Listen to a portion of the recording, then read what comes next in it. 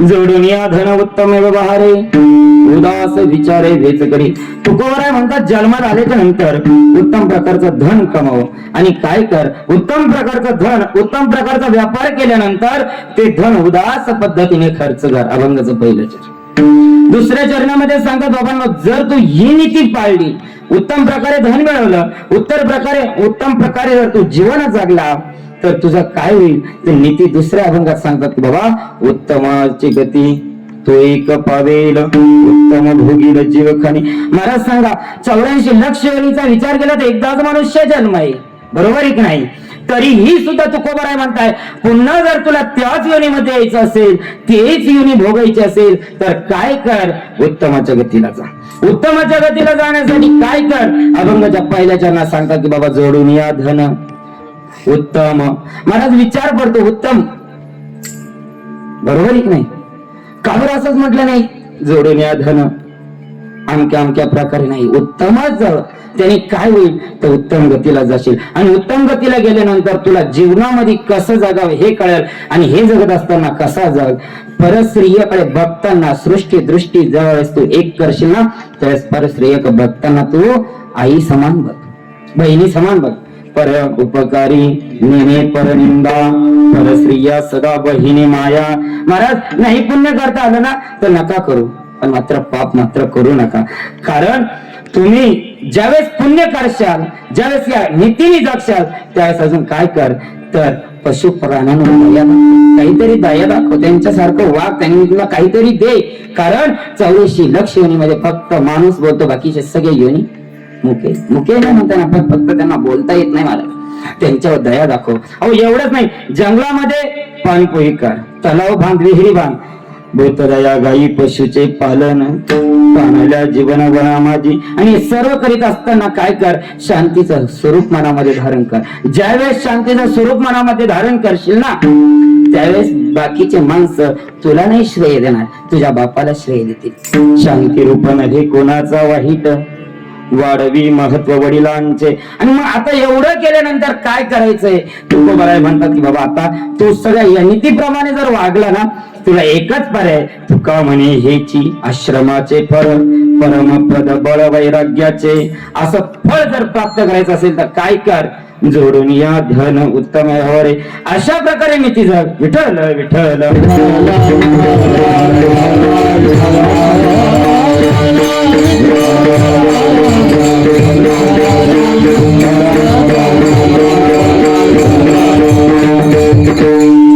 विचार केला तर जगद्गुरु तुकोबराय इथे आश्रमाचं फळ प्रतिपादन करताय. आता सर्वांना एक अपेक्षा असेल की महाराज हा अभंग वास्तुशांती निमित्त घेतला जातो किंवा गृहप्रवेशानिमित्त घेतला जातो, बरोबर ना? पण खरं तर सांगायचं झालं तर तुकोबरायांचा जरा गाथा आपण अभ्यासला ना, तर तुकोबरायांचा गाथ्यामध्ये आपल्याला सर्व प्रकारचे प्रकरण अभ्यासायला मिळते. इतकंच नाही, तुकोबराय कसे कीर्तन करायचे तर ज्याप्रमाणे एखादा व्यक्ती तुकोबरायांकडे शंका घेऊन जायचा ना, त्या पद्धतीने कीर्तन करायचे तुकोबराय. महाराज सांगण्याचं तात्पर्य फक्त इतकं, या अभंगातून जगद्गुरु तुकोबराय आश्रमाचं फळ प्रतिपादन करत असताना 4 लोकांना आश्रमाचं फळ प्रतिपादन करतात. पहिल्या व्यक्तीला करताय पामराला, दुसरा विषयी, तिसरा जिज्ञासू म्हणजे साधक, आणि चौथा मुक्त. ज्यावेळेस तुकोबराय मुक्ताला उपदेश करताय त्यावेळेस तुकोबराय म्हणताय ज्ञान घेऊन गावा गोविंदा, ज्ञान घेऊन गावा गोविंदा. का बाबा तू मुक्त आहे ना, मुक्ताच्या ठिकाणी ज्ञान आत्मसात कर, ते ग्रहण कर.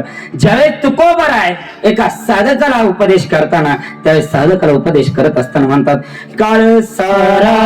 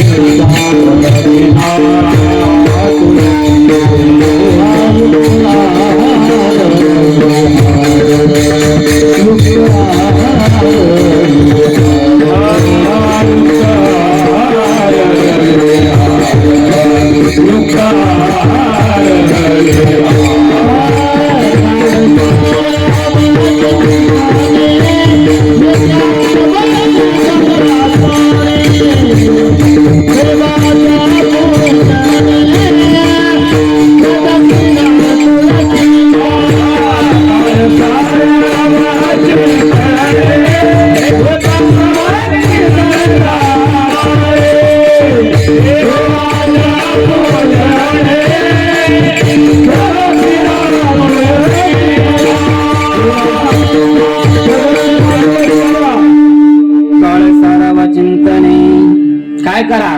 साधकाला उपदेश करताय जीवनातला काळ सार कशामध्ये चिंतनामध्ये. एकांतवासी गंगा स्नानी देवाच्या पूजने प्रदक्षिणात्व असा उपदेश कोण कोणाला करताय?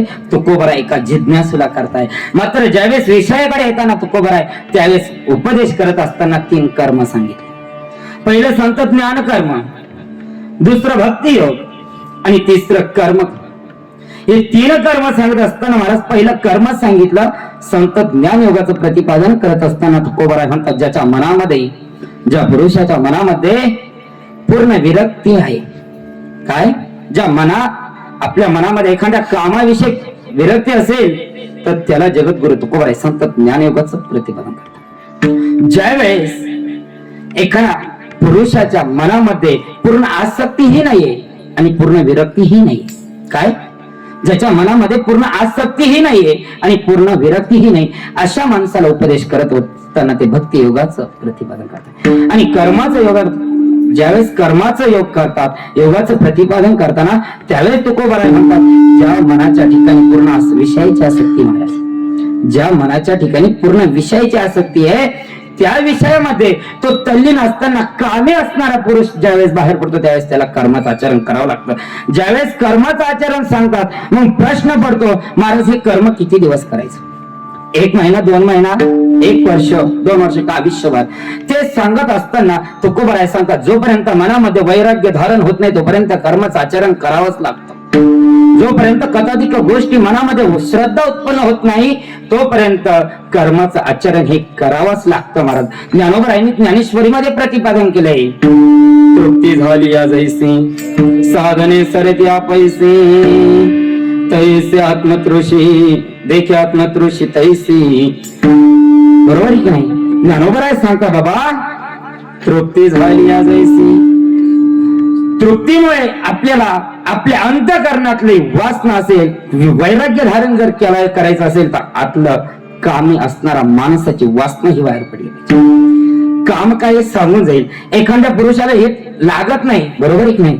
मनामध्ये नाहीये पण आसक्ती आहे, बरोबर आहे की नाही? बरोबर आहे की नाही?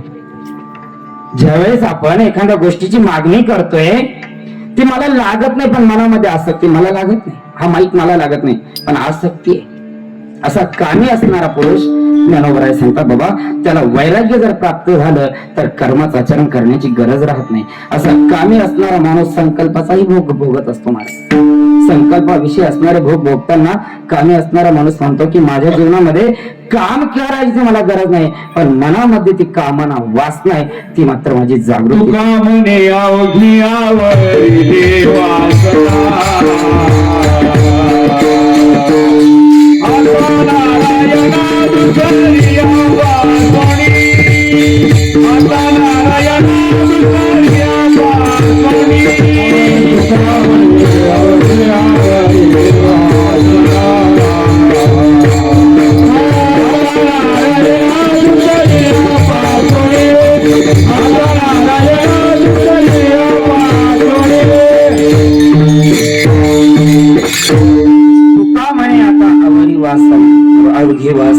की बाबा ते वासना मनामध्ये जोपर्यंत आहे तोपर्यंत तुमचं वैराग्य धारण होऊ शकत नाही. असेच ज्यावेळेस ज्ञानोबराय म्हणतात की बाबा मनामधलं वैराग्य धारण करायचं असं तेवीचे जीवीचे आवा विषय वासनांचा मेळावा केला करिता भोगा अर्थाकीना. ज्ञानोबराय सांगतात की बाबा जीवनामध्ये या अंतःकरणामध्ये ना विषयांचे मेळावे आणि वासनांचे मेळावे जरी एकत्रित झालं तरी त्याला संपादन हे करावंच लागतं. आणि संपादन जर करायचं असेल तर अर्थ शिवाय विषयाची प्राप्ती होत नाही. महाराज सांगतात जर एखाद्या विषयाची प्राप्ती करायची असेल त्याला अर्थ लागतो. मग इथे विषयाची प्राप्ती करत असताना तुकोबराय म्हणतात की बाबा काय करायचंय? अर्थच प्राप्त करायचं असेल तर मोक्षाची स्थिती प्राप्ती करावी लागेल. आणि ज्यावेळेस तुकोबराय म्हणता मोक्षाची स्थिती प्राप्ती करावी लागेल ना त्यावेळेस तुकोबराय म्हणता इथे 4 आश्रम सांगताय.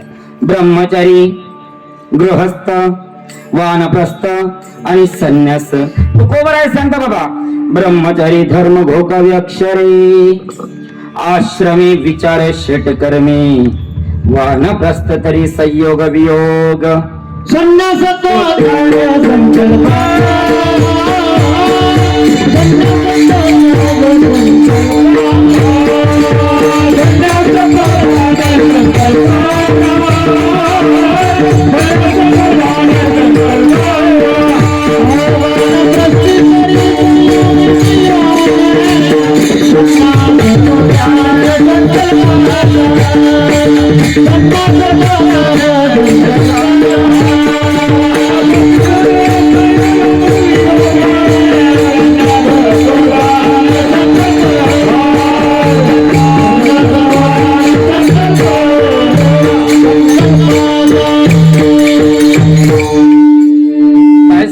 तुकोबाराय ब्रह्मचारी धर्म घोकावे अक्षरे.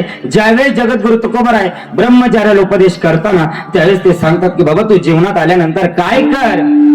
ब्रह्मचारी धर्म घोकावे अक्षरे.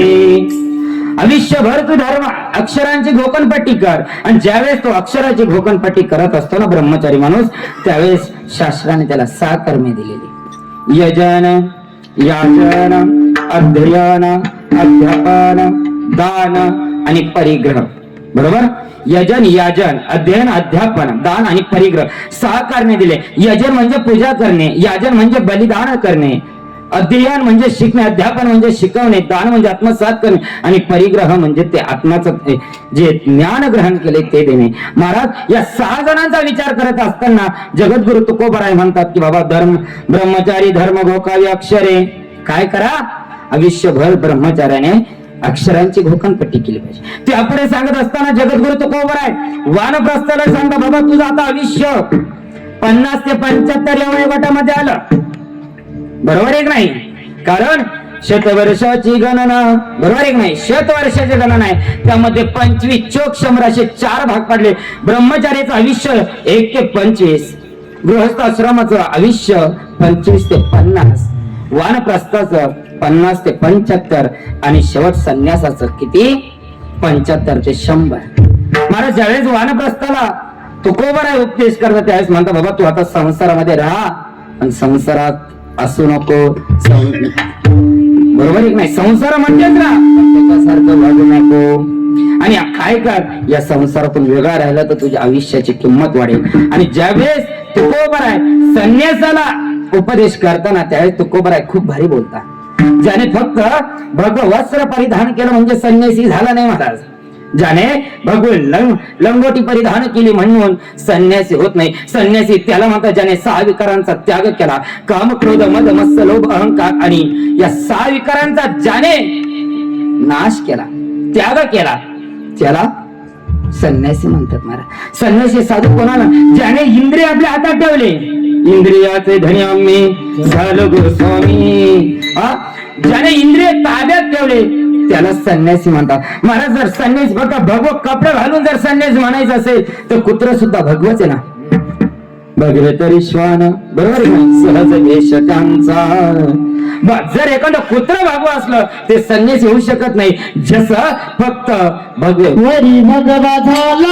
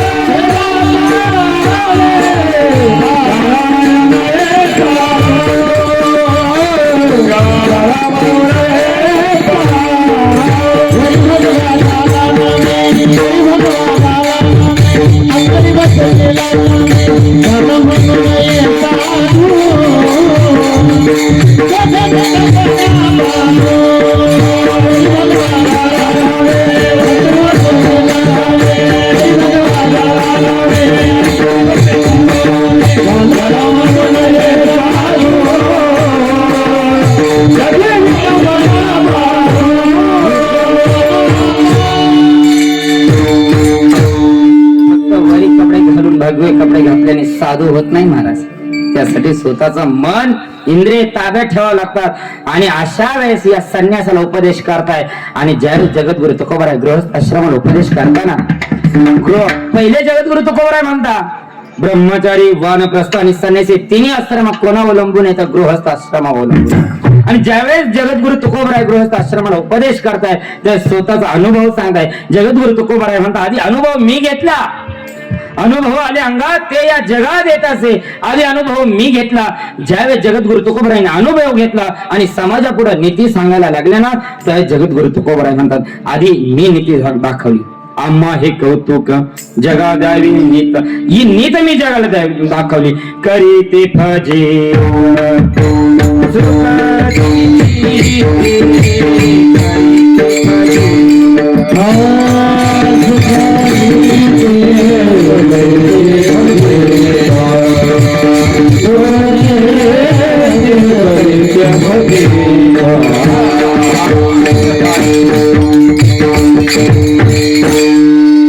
मी नीती दाखवली जगाला. कोणती? युक्तीचा आहार, नीतीचा व्यवहार, वैराग्य ते सार तराव. ही नीती मी जगाला दाखवली. त्यावेळेस जग इकडं पुढं निघालं आणि पुढे जाऊन हे अनुभवायला लागलं. आणि ज्यावेळेस संतांचं नीती सांगणं कर्तव्य महाराज जीवनामध्ये, संतांचं नीती सांगणं कर्तव्य, पण त्यांनी सांगितलं नीतीमध्ये वागणं हे जीवाचं कल्याण.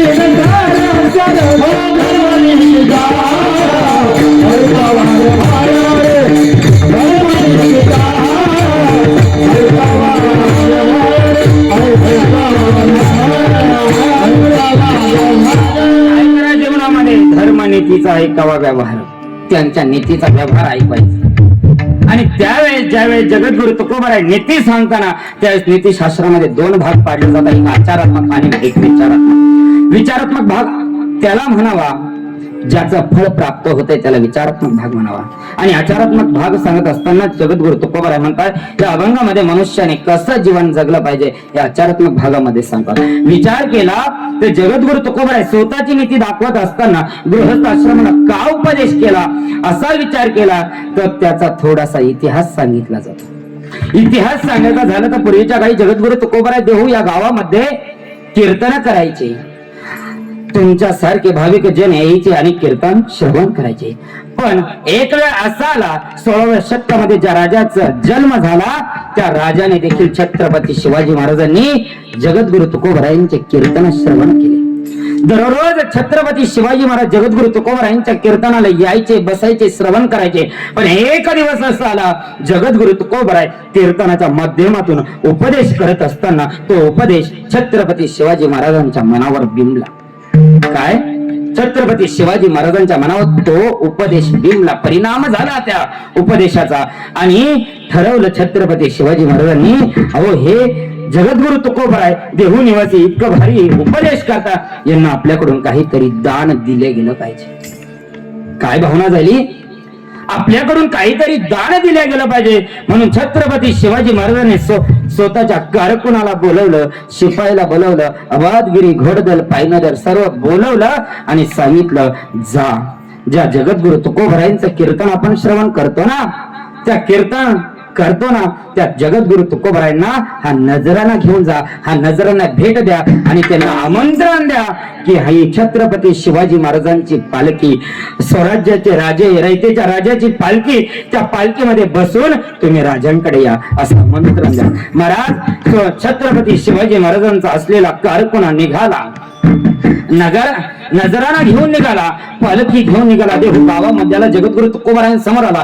जगद्गुरु तुकोबारायांना विनंती केली, हात जोडली आणि सांगितलं अहो रयतेचा राजा, स्वराज्याचे राजे छत्रपती शिवाजी महाराजांनी हा नजराना तुम्हाला भेट दिलाय, याचा स्वीकार करायला लावलाय. आणि फक्त स्वीकार करायला नाही लावला तर तुम्हाला या पालखीमध्ये बसून देव छत्रपती शिवाजी महाराजांकडे आमंत्रित केलेलं आहे.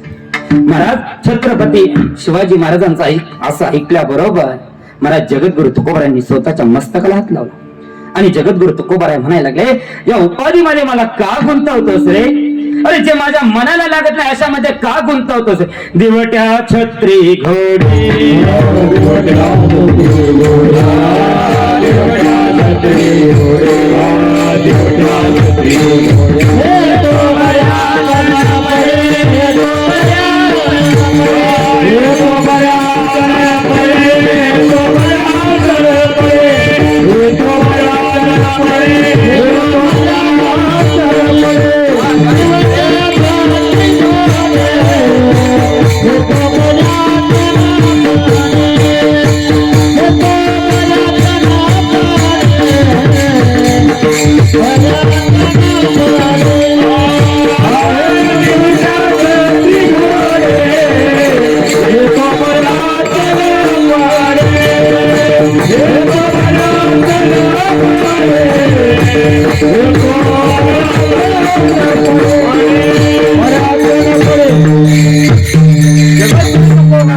स्वतःच्या मस्तकाला हात लावला आणि विचारलं, अहो कारकून बाबा, अहो ज्यामध्ये आम्हाला पडायच नाही अशामध्ये का अडवतोस? काय या उपाधीमध्ये मला गुंतवतोस? दिवट्या छत्री घोडे हे तो बऱ्यात न पडे, आता येथे पंढरी राया मज गोविसी कसया. मला सांगा या मध्ये मला गुंतवू नको रे. अरे जे माझ्या अंतकरणाला नकोय, जे माझ्या मनाला लागत नाही त्यामध्ये का गुंतवतोस रे? नावडे जे दया नावडे जे चित्ती ते चितोसी पुर, जे माझ्या चित्ताला आवडत नाही ना त्याच्यामध्ये का गुंतवतोस? त्यावेळी छत्रपती शिवाजी महाराजांकडून आलेला कारकून पुन्हा जगद्गुरु तुकोबरायांना शरण जातोय आणि तुकोबरायांना म्हणतोय, तुकोबराय, अहो जगद्गुरु तुकोबराय ऐका ना. अहो रयतेचा राजा आहे ते, रयतेचा राजा कोणालाही काही देत नाही. अहो तुमच्यासाठी त्याने नजराना दिलाय आणि त्या नजरानाचा स्वीकार केला. त्यावेळेस मला जगद्गुरु तुकोबराय बोलताय की बाबा, अरे नजरानं जरी दिला असेल आमच्यासाठी काय उपयोग असतो? काय ठेवा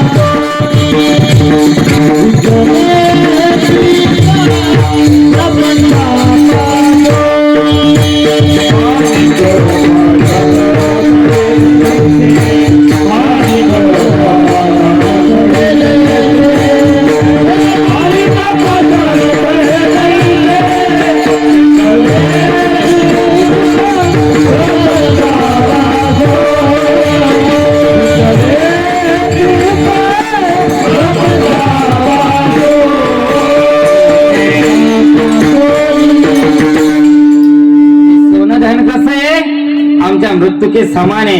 आम्हाला हा ठेवा नका देऊ, काय दिला ठेवा अम्मा विठ्ठलाची. आम्हाला जर ठेवा द्यायचा असेल ना, काय द्या, विठ्ठलाची होण्यासाठी काहीतरी ठेवा द्या. अहो आम्हाला कळलं, अहो रयतेचा राजा ना हे फार उदार आहे, आम्हाला कळलं महाराज.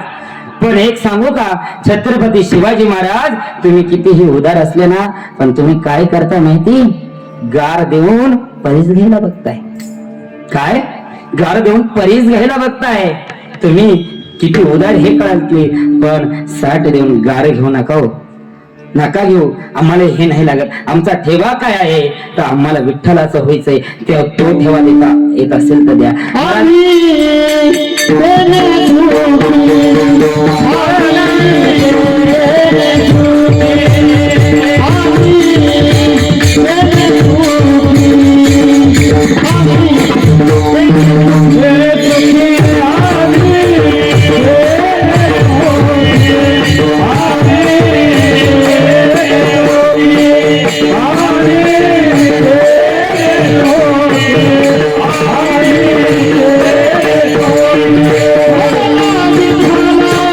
Vivala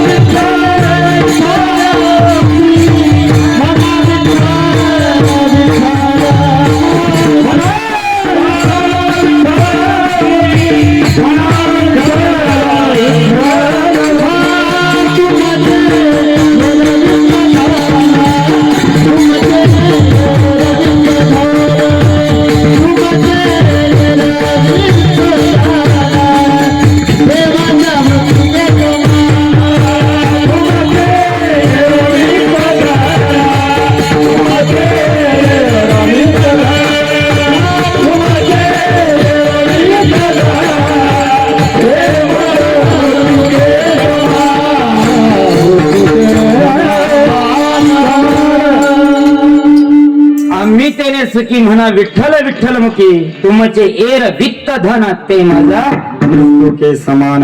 जगद्गुरु तुकोबाराय म्हणता बाबा आम्ही तेने सुखी होऊ, नजरांना दिल्याने नाही होणार. आम्ही तेने सुखी होऊ, तुम्ही विठ्ठल विठ्ठल मुखाने म्हणा, त्याच्यात आमचं सुख आहे महाराज. काय आहे आमचं सुख त्यामध्ये. त्यावेळेस आलेला कारकून पुन्हा शरण जातोय. अहो अहो रयतेचा राजा येते आणि रयतेचा राजाचा अनादर करणं हे योग्य नाही बरं का. त्यावेळेस जगद्गुरु तुकोबाराय सांगता माझी सृष्टी आणि दृष्टी कसे सारखे. मुंगी असेल तरी तिला तितकाच भाव देतो आणि राव असेल तरी तितकाच भाव देतो. माझ्या दृष्टीने कसे आहे दोन्ही, मुंगी आणि राव कसे माझ्या दृष्टीने, आम्हा सारखाची जीव. दोन्ही आमच्या विचार जर केला, माझी दृष्टी आणि सृष्टीचा जर विचार केला तर दोन्ही पण आमच्याने सारखेच आहे. मग राजा असेल काय, गरीब असेल काय, मुंगी असेल काय किंवा इतर कोणताही जीव असेल आमच्या दृष्टीने सारखे. जगद्गुरु तुकोबाराय म्हणताय अहो तुम्ही उदार आहे, खूप उदार आहे. आम्हाला कळलं पण तुम्ही आमच्याकडे गार देताय आणि आमच्याकडून परीस घेताय. योग्य वाटतं का. मी सांगतो एक वाक्य बोलून जातो महाराज. मी बोलत असतो की बाबा या समाजामध्ये वावरत असताना ना, या समाजामध्ये जीवन जगत असताना असं जीवन जगा. समाजातील माणसं म्हणतात की या मुलाने या माणसाने सोन्यासारखं असावं. काय समाजामध्ये जीवन जगत असताना समाजातील माणसं म्हणतात माणसाने सोन्यासारखं असावं, पण मी म्हणतो माणसाने सोन्यासारखं नसावं. अरे जर जगायचंच असेल तर परिसासारखं जगायचं. जाईल ज्याच्या संगतीमध्ये त्यालाही परिसच बनवायचं. असं जीवन जगलं पाहिजे महाराज. परीस सोनं बनवतं यात नवल नाही, पण ज्यावेळेस परिसच बनवेल त्याला फार किंमत आहे. असा नजरन आलेला असताना देखील तुकोबाराय म्हणताय आम्ही त्याने सुखी. कशाने, तुम्ही विठ्ठल विठ्ठल म्हणा, त्याच्यामध्ये आमचं सुख आहे. हे धन वित्त नकोय कारण ते मृत्यूके समान आहे. आणि अजून काय करा, तुळसी मेरवा कटी मेरवा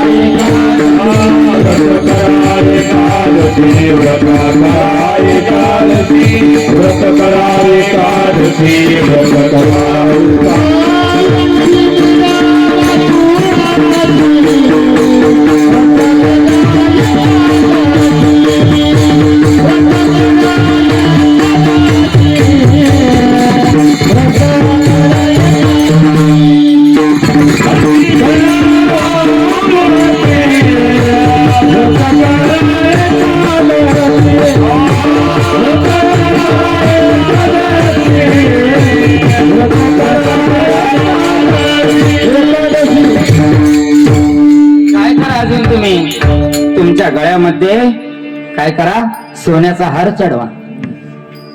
बरोबर आहे नाही बाबा, सोन्याचा हार चढवा. अहो एक वाक्य आठवलं म्हणून समजा जाईल महाराज, तुळशीच्या मण्याला किती किंमत देतात. अहो काय करता तुमच्या तोळ तोळ सोन्याला, काय करता तुमच्या तोळ तोळ धनाला.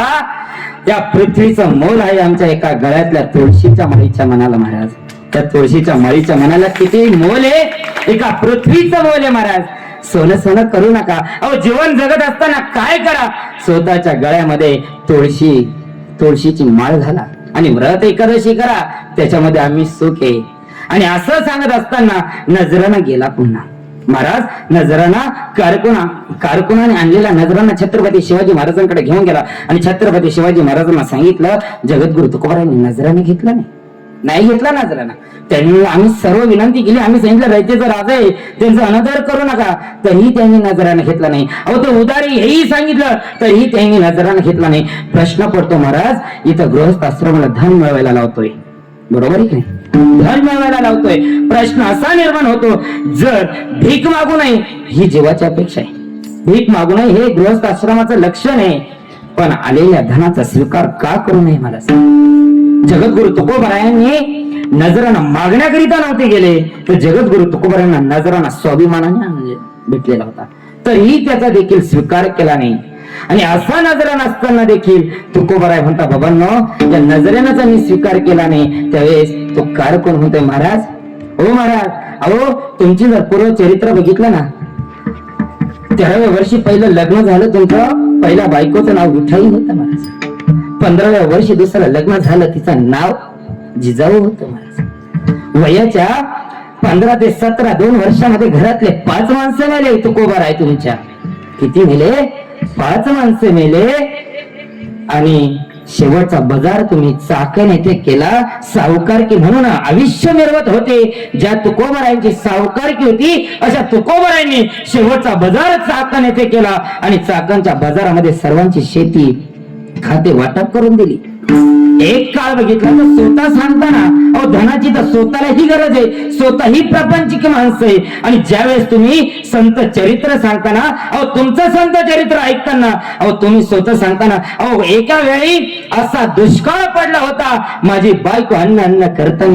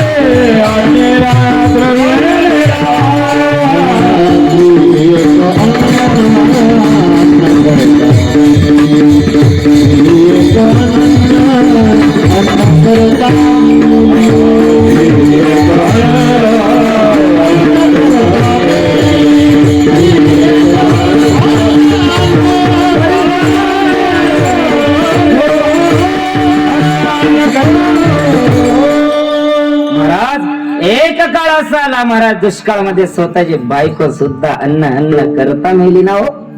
अहो एवढं सुद्धा असताना ज्या छत्रपती शिवाजी महाराजांना पाठवल्या नजरानाचा स्वीकार का केला नाही, त्यावेळी जगद्गुरु तुकोबाराय उद्गारून बोलताय, हा नजराना मी माझ्या स्वतःसाठी नाही, धन लागतं, पैसा लागतो जीवनामध्ये, पण हे धन कमवत असताना मी जर लोकांना सांगत असेल उत्तम प्रकारे कमवा, उत्तम व्यवहारात कमवा आणि कमवलेला पैसा उदास पद्धतीने खर्च करा, हे जर मी सांगत असेल ना, तर मी दुसऱ्यांना सुद्धा नीती सांगताना अभंगाचं पहिलं जोडोनिया धन उत्तम व्यवहार, उत्तम व्यवहार, उत्तम व्यवहार,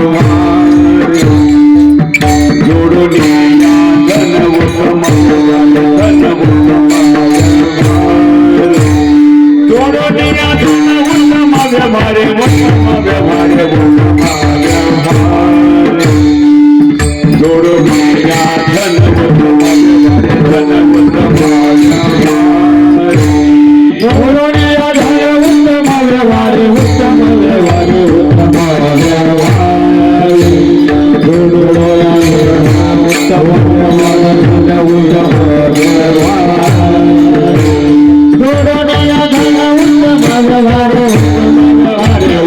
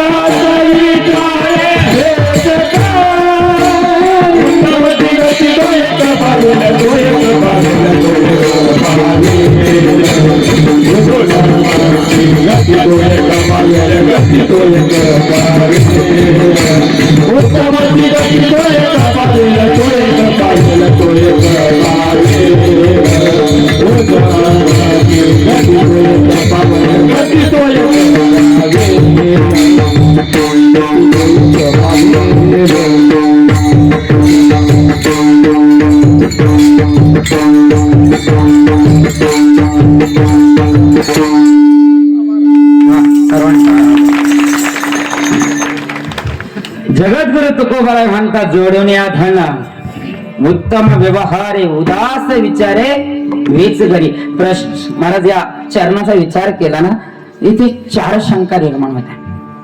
पहिली शंका निर्माण होती, जगद्गुरु तुकोबाराय असं का बोलले? धन तर जोडायला लावलं पण उत्तमच का लावलं? बरोबर आहे की नाही? जगद्गुरु तुकोबारायांनी या 4 शंका सांगतो महाराज. पहिली शंका लक्षात ठेवा, जगद्गुरु तुकोबाराय गृहस्थ आश्रमाला धन मिळवायला लावतात. शंका पहिली. शंका दुसरी, जगद्गुरु तुकोबाराय धन मिळवत असताना उत्तम प्रकारेच मिळवा आणि उत्तम व्यापार करूनच मिळवा. शंका दुसरी. महाराज शंका तिसरी प्राप्त होती, मिळवलेल्या धनाविषयी विरक्त राहा, उदास राहा. शंका तिसरी. आणि मिळवलेलं धन हे स्वकार्यात चांगल्या कार्यात खर्च करा. शंका कोणत्या शंका सांगितल्या पटकन सांगा, तोपर्यंत आपण चहा घेऊन येऊ.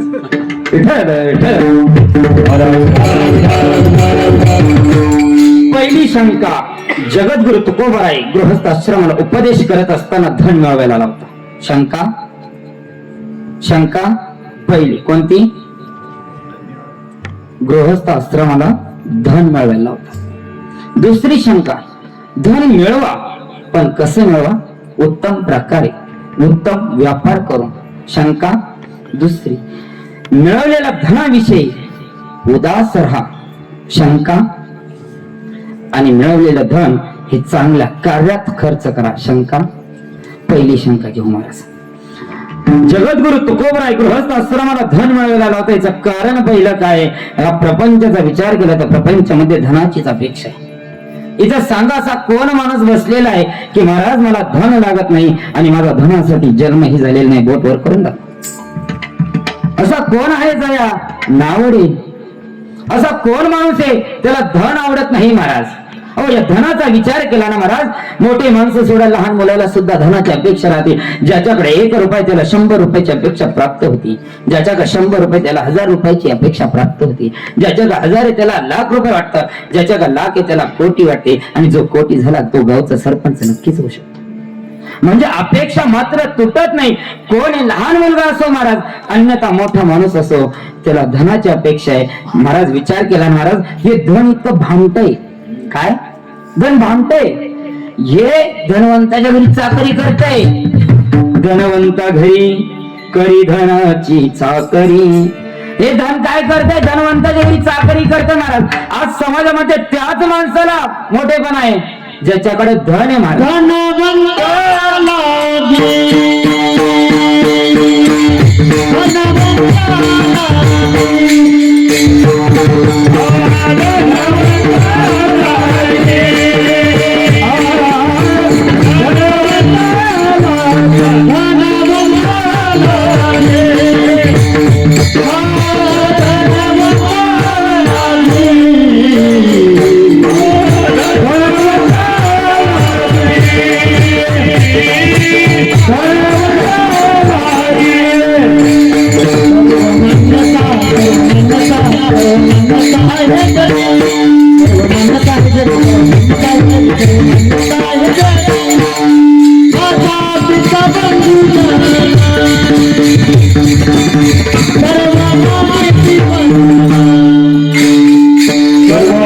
मान्यता आहे सर्व मान्यता आहे सर्व मान्यता आहे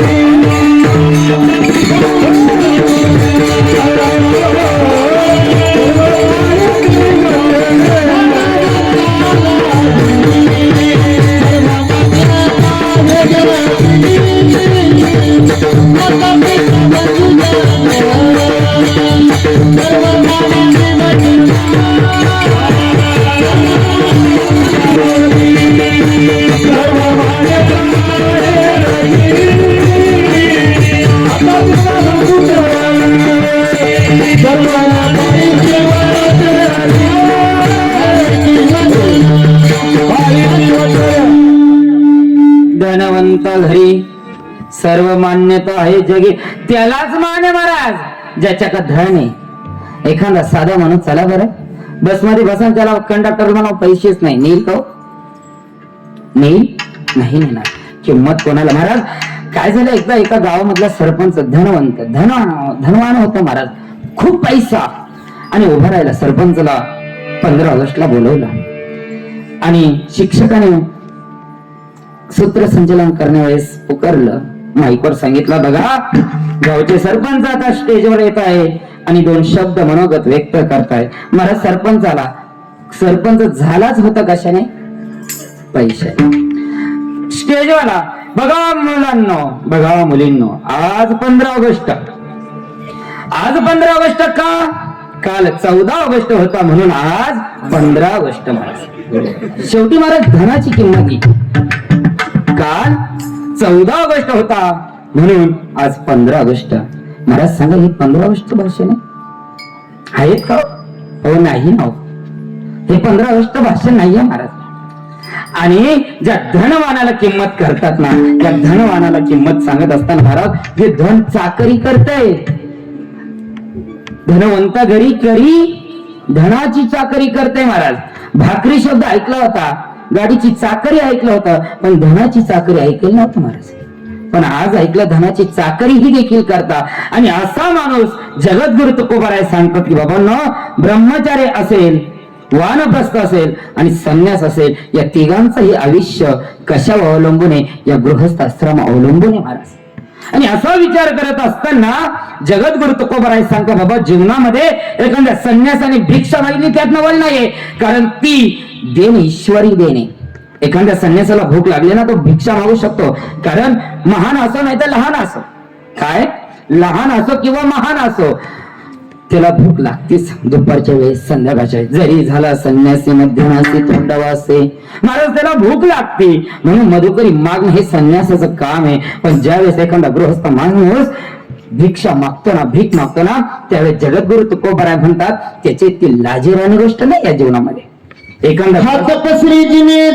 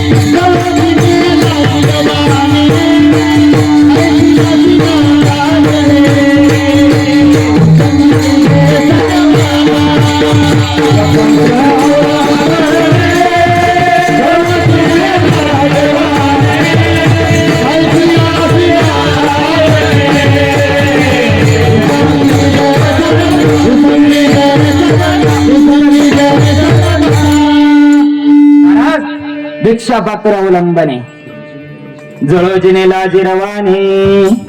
बरोबर आहे नाही महाराज? भिक्षा पात्र अवलंबने जळो जिनेला जिरवाने, ऐसी हसी नारायण उपचिले सर्वता. महाराज सांगता, बाबा जो गृहस्थ आश्रमामध्ये असून देखील भीक मागत असेल ना, त्याच्या इतकी लाजिरवाणी गोष्ट नाही कोण. बरोबर आहे की नाही? आणि याही पुढे विचार करत असताना जगद्गुरु तुकोबाराय म्हणतो, अहो जगद्गुरु तुकोबाराय म्हणतो जोडून या धन, हे धन जोडायला लावलं महाराज. पण कशा प्रकारे हो? पंचदशीकार सांगतात महाराज, पंचदशीकार सांगतात की बाबांनो, जीवनामध्ये धनच कमवायचं आहे ना. अर्थ नाम जनय क्लेश तथैव परिपालने, नाशे दुःखे वयं दुःखे, बरोबर आहे की नाही? नाशे दुःखे वयं दुःखे दिगर्थान क्लेश कारण्य. पंचदशीकार सांगतात की बाबा जीवनामध्ये हे धन जर कमवतोय ना, हे खूप वाईट आहे हो, चांगलं नाही. या धनाचा नगरी विश्वास जैसे करुवर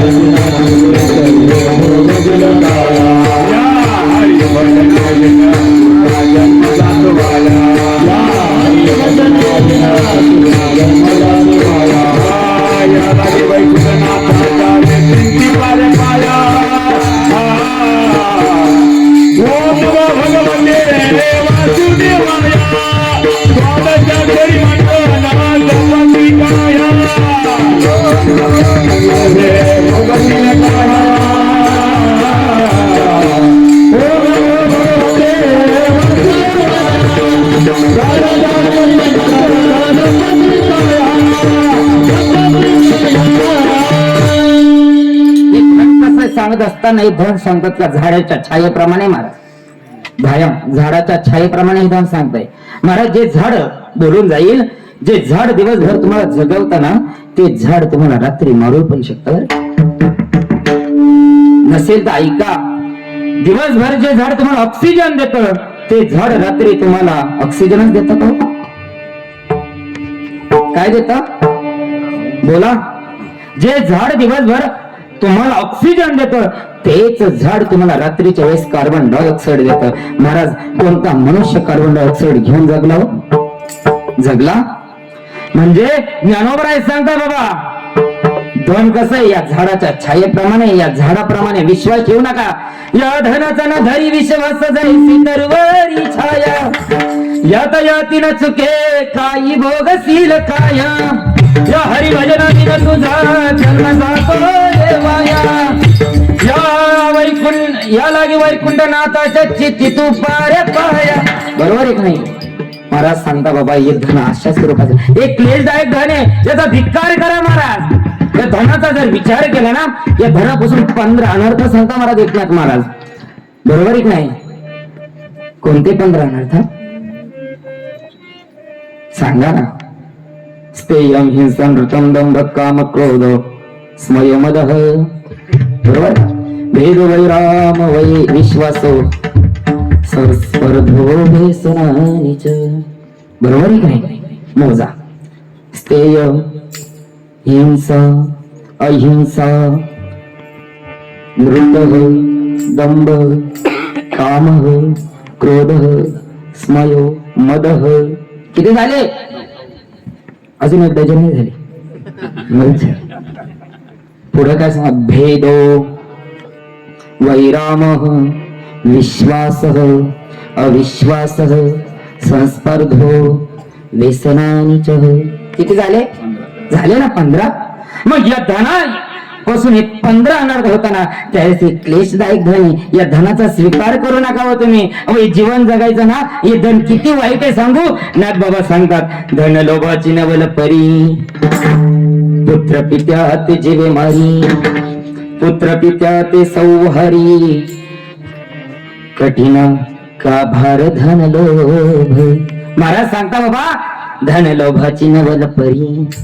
हे धन कसं? हे लोभा पाहिजे. हे धन, हे तुमच्या मागे लागणारे जे धन आहे ना, हे धन ज्याला जन्म दिला ना तुम्ही, ज्याला 9 महिने 9 दिवस आपल्या पोटामध्ये ठेवलं ना, तेच मुलगा धनासाठी पित्याचा जीवा मारी, पुत्र पित्याला सव्वारी. बाबा, कठीण भार धन लोभ. या धनापायी एक पिता पुत्राला सवरतो.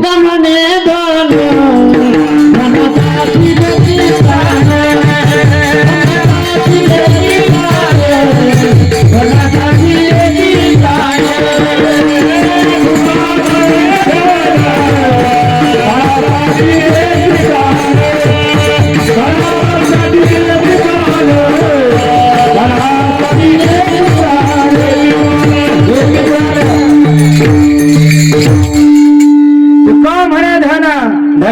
जीवाटी देती प्राणाचा जेवण धनासाठी प्राण देऊ शकतात महाराज. इतका क्लेशकारक हे धन आहे महाराज. या धनाचा विचार केला ना, द्रव्याची या संघ काही काळाचा लाग सांगितलाय महाराज. हे धन इतकं वाईट सांगितलंय, ज्याच्या संग दिला नाही त्याला सुद्धा संघ खोटा ठरवता हे धन. म्हणून या संघ खोटा याचा, ज्याच्या संघ हे धन जातं त्याला खोटं समजतं महाराज. इतका क्लेशदायक धन आहे. तर ही जगद्गुरु तुकोबाराय म्हणतात या धनाचा विचार करायला होतो, पण कसा करायला होतो हे माहिती का? अहो तुम्ही कमावताना धन अवश्य कमा, स्वधर्माने कमवा. अधर्माने कमावलेला धन तुम्हाला दुःखदायक ठरवतो आणि स्वधर्माने मिळवलेलं धन हे तुम्हाला सुखदायक ठरवत. हे धनाविषयी महाराज, धन मिळालं ना रक्षणाविषयीची त्याची चिंता प्राप्त होती, आणि धन जर नाश झाला तर दुःखही होतं महाराज. मग काय करा? स्वधर्माने धन मिळवा, शंका पाहिजे. बरोबर? गृहस्थ आश्रमाने धन कमवलं पाहिजे, पण कसं? स्वधर्माने. दुसरं सांगून जाईल. दुसरी शंका काय होती महाराज? धन मिळवायचं पण कसं मिळवायचं? उत्तम व्यवहार, उत्तम व्यापार करून मिळवायचं. मग हे मिळवत असताना जगद्गुरु तुकोबाराय म्हणतात, पूर्वी म्हणायचे उत्तम शेती, मध्यम व्यापार, कनिष्ठ नोकरी. पण शास्त्राने आता सगळं सेम केलंय. उत्तम मध्यम सगळेच मध्यमच करून टाकले ना. सर्व उत्तमच. उत्तम शेती, उत्तम व्यापार, उत्तम नोकरी ही देखील करत असताना आपल्या सर्वांना माहिती आहे, एखादा सरकारी अधिकारी असतो किती खात घेतो ही प्रत्येकाला जीवनामध्ये माहिती. ती खात घेत असताना एखादा गृहस्थ आश्रम असेल त्याला जगद्गुरु तुकोबाराय म्हणता, बाबा तुला ही नीतीचा अवलंब करायचा असेल ना, तो गृहस्थ आश्रम काय करतो माहिती का महाराज? स्वतःचा डबा स्वतः घरी भरतो, घरून येतो, खातो, परत घरी येतो. कारण त्याला काय माहिती? जगद्गुरु तुकोबारायांनी ही नीती सांगितली समाजाला. मग ज्ञानोबाराय म्हणतात, स्वकष्टार्जित मिळवावा तोची घास आपला, हक्काचा घास आहे. शंका दुसरी प्राप्त झाली. कसं करा? उत्तम प्रकारे. शंका तिसरी सांगून जाईल महाराज. थोडं पटपट घेतो हा. शंका तिसरी सांगून जाईल. जगद्गुरु तुकोबाराय पहिल्या चरणातल्या उदास शब्दाला जास्त शब्दपूर्वक बोलतात. का बोलतात? दाब देऊन बोलतात. उदास, उदास म्हणजे काय आपण सांगू शकतो. पहिलं असंबंध ज्ञान आणि दुसरं मिथ्या ज्ञान. जी गोष्ट आपली नाहीये ती मिथ्या ज्ञान, जी गोष्ट आपली होऊच शकत नाही तरीही तिच्या बाबतीत उदास राहणं हे असंबंध ज्ञान, म्हणजे संबंध नसलेलं ज्ञान, जी गोष्ट आपली नाही. महाराज मला सांगा, देव म्हणजे आयुष्यभर जो माणूस धन धन करीत जीवन जगतो तो एक दिवस निधन येतं. महाराज शेवटच्या दिवशी धन तुमच्या सोबत राहतं का? नाही तर अनुभव घेऊन पहा, एखादा मरून पहा, त्याला जर धन भेटलं ना, मग मला सांगा नाही भेटत. मग असा या धनाविषयी उदास पद्धतीने राहा. आणि चौथी शंका सांगितली महाराज. काय सांगितलं माहिती महाराज? महाराज म्हणतात मिळवलेला पैसा स्वखर्चात, स्वकार्यात दान करा. 3 दान सांगितलं, राजस, सात्विक, तामस. बरोबर? त्याच्यापैकी महाराज राजस दान त्याला म्हणतात उपकाराच्या दरम्यान एखादी गोष्ट घेऊन त्याला उपकाराबद्दल त्याच्याकडून काही उपकार करायचा, पण त्याच्याकडून काहीतरी मोबदला म्हणून जर अपेक्षा म्हणून धन दिलं, ते राजस दानामध्ये येतं. बरोबर ना? तामसदान त्याला म्हणतात अयोग्य ठिकाणी, अयोग्य वेळी, अयोग्य माणसाला दिलेले धन हे कोणतं आहे? तामस. मग आता तुम्हाला पैसाच खर्च करायचा ना, तो कशात करा? देशकालीचे पात्रायचे श्रद्धाम सात्विक स्मितम. गीतेमध्ये सांगता बाबा काय करा? सात्विक धनाची निर्मिती करा, सात्विक पद्धतीने ते धन द्या महाराज. आणि असं सात्विक कार्यामध्ये ते धन देत असताना जगद्गुरु तुकोबाराय जर असा वागला तर तू कसा जाशील? अभंगाचं 2 चरण. उत्तमाची गाती उत्तमाची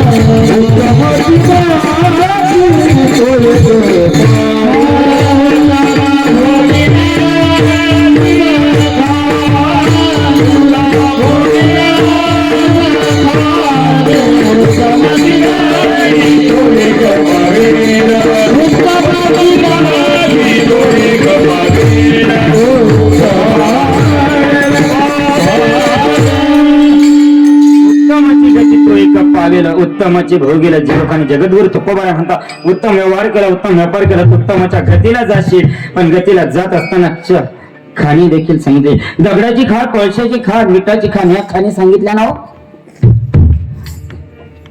मुंबई दिल्ली ही एक प्रकारची खाण आहे महाराज. खाणीची गाड्या भरूनच जातात. पण शास्त्रामध्ये खाणी सांगत असताना 4 सांगितले: अंडाज, जारज, स्वेदज, उद्वेज.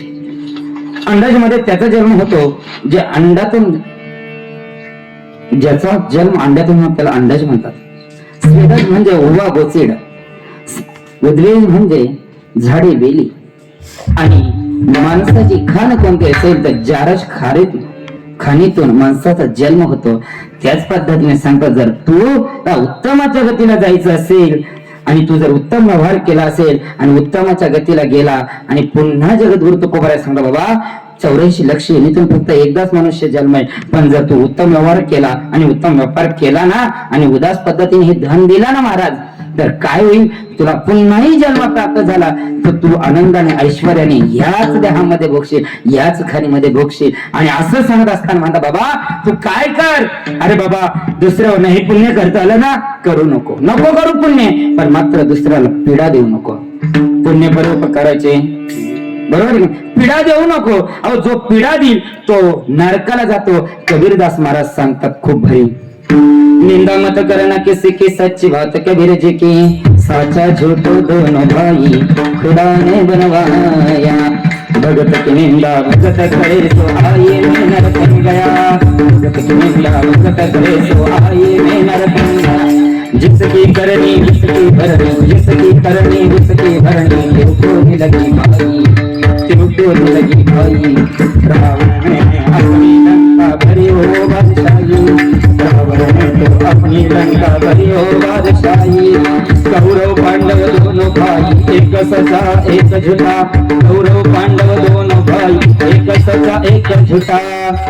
मग काय सांगता शेवटी बघा, सच्चा में वैकुंठा जावे आणि झूठा में नरक में गया.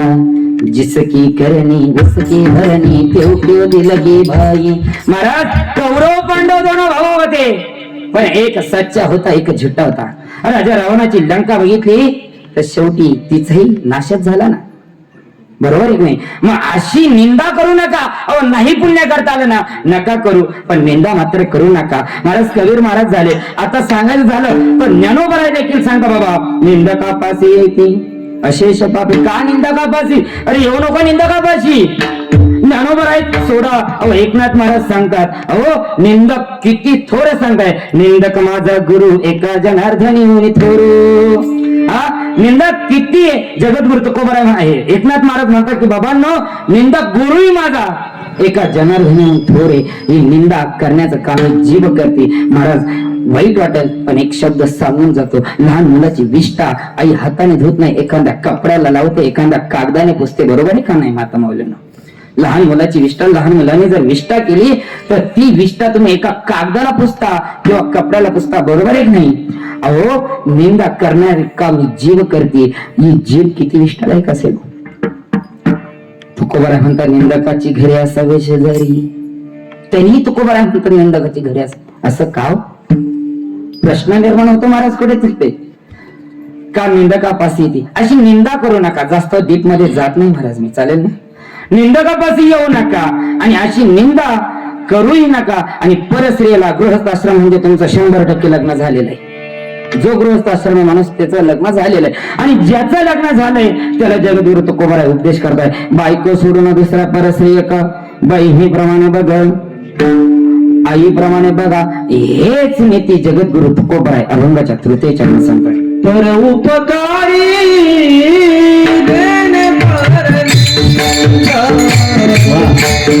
उपकारी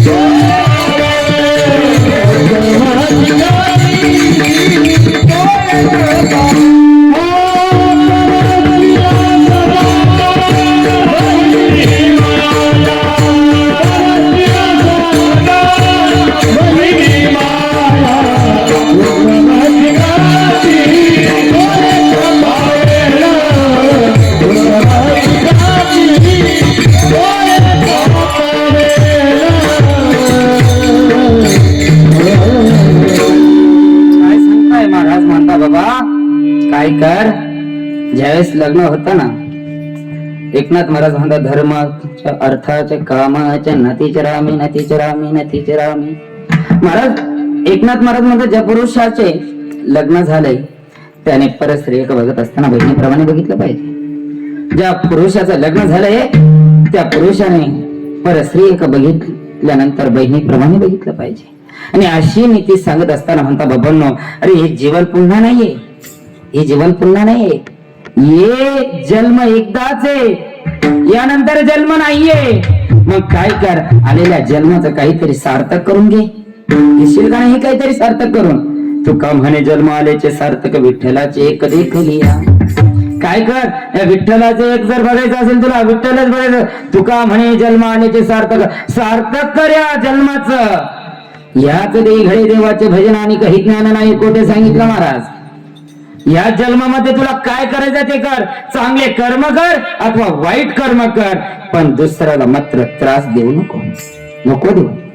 कारण ज्या जन्मामध्ये या जीवनामध्ये या भूतलावर जगत असताना असा जग एखाद्याने तुझं 10 वेळेस नाव काढलं पाहिजे.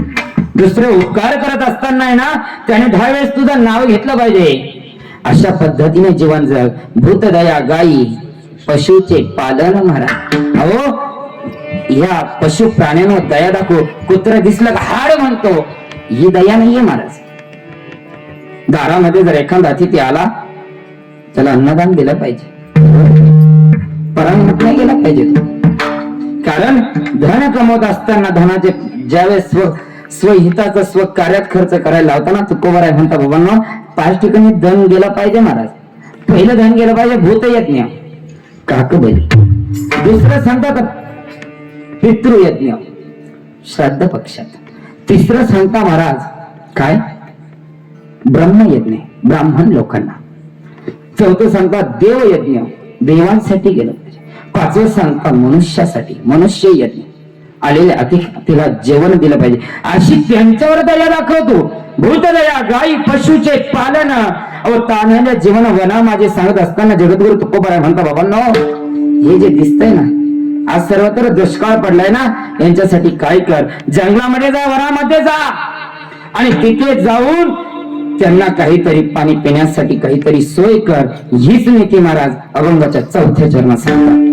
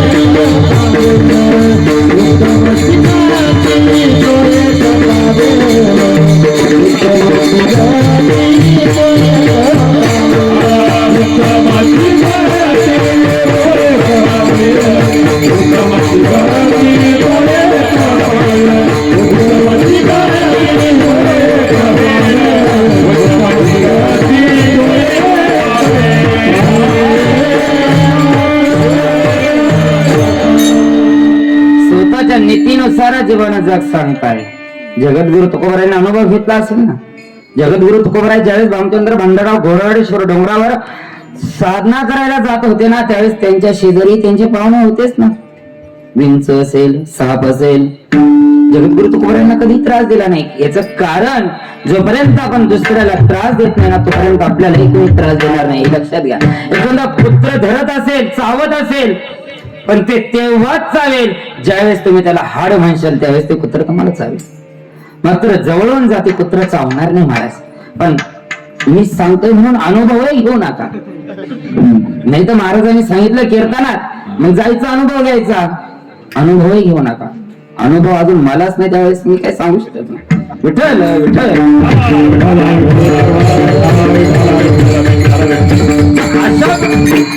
अशा प्रकारची नीती दाखवत असताना जगद्गुरु तुकोबाराय म्हणता, अरे या जन्माला आलो एकदाच जन्म आहे, एकदाच जीवन आहे, उत्तम प्रकारे जीवन. 2 नंबरचा पैसा नाही कमवायला लावला बरं का. टेबला वरचा येणं हे वेगळं आणि टेबला खालून येणं हे वेगळं. बरोबर आहे की नाही? तुमचं काम करतो तुम्ही, फक्त आहे ना थोडीशी मदत करावं लागेल बरं का.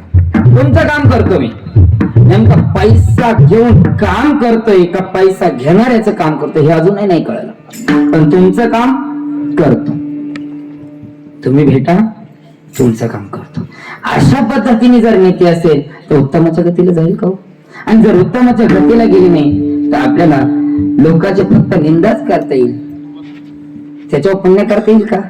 नाही करता येणार महाराज. मग अशा स्वरूपाने जो मनुष्य जगतो, ज्याचा उत्तम गतीला प्राप्त होण्यासाठी तो स्वतःचा व्यवहार नीतीचा करतो, नीतीचा व्यवहार, युक्तीचा आहार, नीतीचा व्यवहार, अशा पद्धतीने ज्याचा व्यवहार करतो तो माणूस स्वतः शांती रूप असतो महाराज.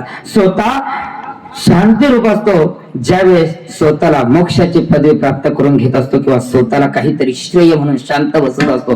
कोणी काही त्रास द्या, जगद्गुरु तुकोबारायांना खूप लोकांनी त्रास दिला महाराज, पण जगद्गुरु तुकोबाराय शांतच होते.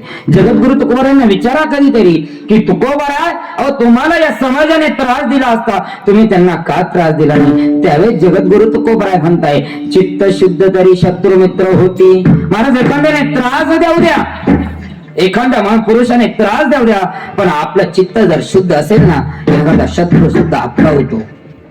हे मन जर शुद्ध असेल ना, या मनाची ताकद इतकी महाराज, कोणताही माणूस आपला प्रेमाचा कळून टाकतो. कोणताही माणूस. आपल्याला 4थी 5वी कविता होती, नाही निर्मळ जीवन काय करील साधन, काय करील साधन. बरोबर आहे की नाही? अहो जर मनच निर्मळ नाही, कोणताही साबण वापरा ना, काहीच फरक नाही पडत. मग या शांती रूप अवस्थेला प्राप्त होण्यासाठी काय करा द्यावा? अहो तुम्ही जर शांती रूप अवस्था प्राप्त झाली, तुमच्या जीवनामध्ये थोर मोठ्यांचा आदर केला ना, जगद्गुरु तुकोबाराय म्हणता ते सर्व श्रेय तुमच्या वडिलांना जातं. कोण धन्य या मुलाचं, कोण धन्य माता पिता त्याची आहे की हा मुलगा त्यांच्या शांती होती कोणाचा वाईट, शांती होती कोणाचा वाईट,